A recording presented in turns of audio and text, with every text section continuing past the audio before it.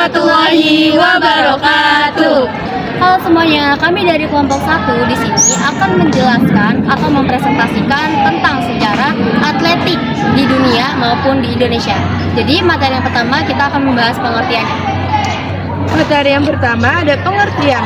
Pengertian atletik sendiri berasal dari bahasa Yunani yaitu atlon atau atlum yang artinya pertandingan, perlombaan, dan perjuangan. Sementara dalam bahasa Inggris disebut dengan atletik yang mempunyai pengertian yang luas meliputi berbagai cabang olahraga yang bersifat perlombaan atau pertandingan.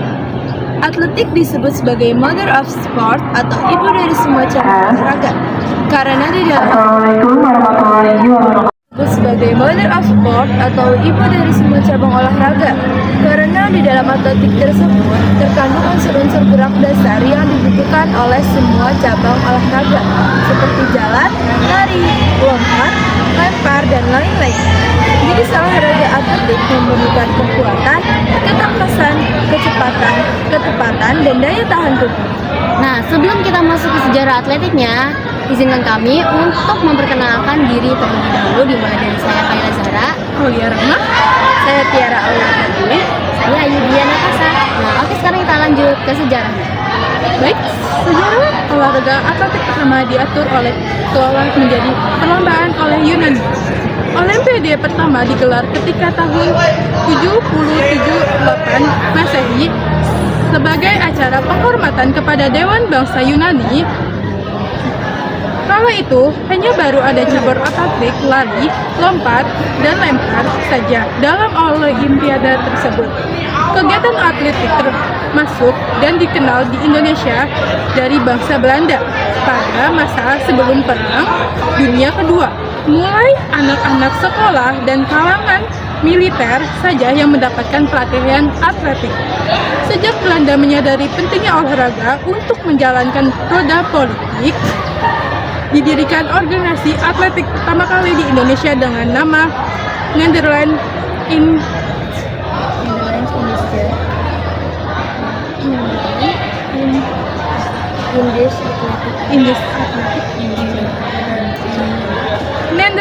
Indies Athletic Unie. Pada tanggal 21 Juli tahun 1917, dengan adanya lembaga tersebut, perlombaan atletik diadakan setiap tahun. Kemajuan atletik di Indonesia terus meningkat, terlihat dari lahirnya Persatuan Atletik Seluruh Indonesia (PSI) pada tahun 1950 sebagai wadah olahraga atletik di Indonesia. Langkah awal yang PSI ambil kala itu adalah menyelenggarakan kejuaraan atletik pertama. Selanjutnya PSI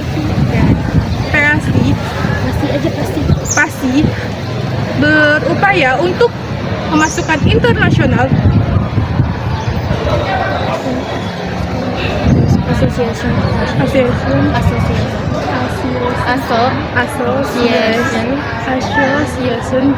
Association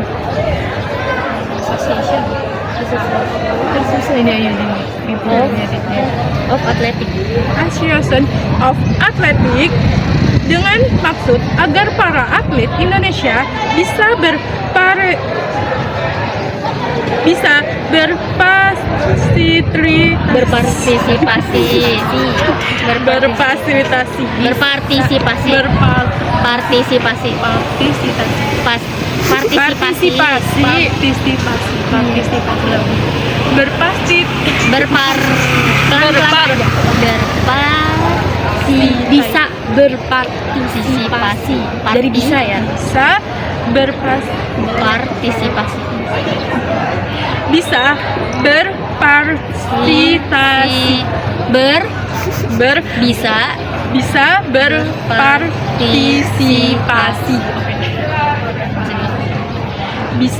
berpartisipasi dalam sebagai kompetisi atlet yang bersifat internasional.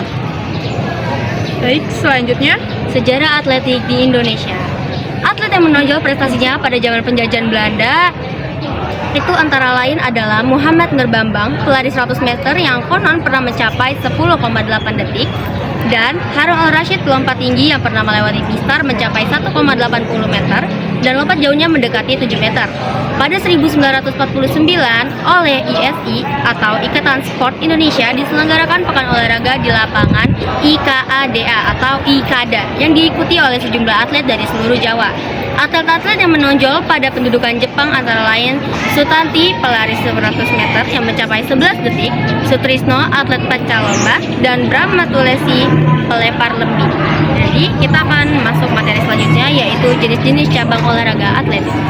Yang ketiga ada jenis-jenis cabang olahraga atletik. Pertama, cabang olahraga atletik jalan. Ada jalan cepat.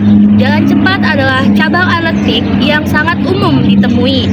Biasanya, jalan cepat ini diadakan di jalan raya atau lintasan lari.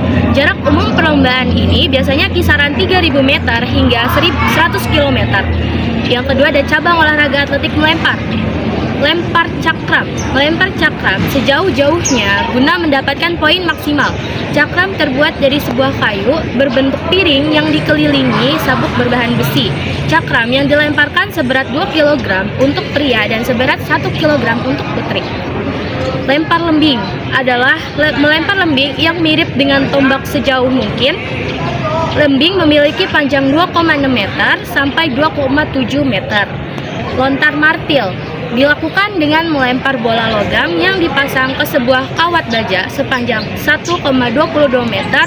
Berat bola tersebut sekitar 4-7 kg. Tolak peluru dilakukan dengan melempar peluru berbentuk bola besi bulat sejauh mungkin. Berat peluru yang dilemparkan 2-7 kg. Yang ketiga, ada cabang olahraga atletik renang. Keempat, cabang olahraga atletik taekwondo. Kelima, cabang olahraga atletik panahan. Dan yang keenam, cabang olahraga atletik melompat. Yang pertama ada lompat jangkit, dilakukan dengan teknik seperti lompat jauh. Bedanya, atlet harus melakukan 2 kali tolakan sebelum mendarat di area pendaratan. Yang kedua ada lompat jauh. Oh, jadi langsung lompat jauh aja. Yang kedua lompat jauh, yang ketiga lompat galah, yang keempat ada lompat tinggi. Ini apa yang ya?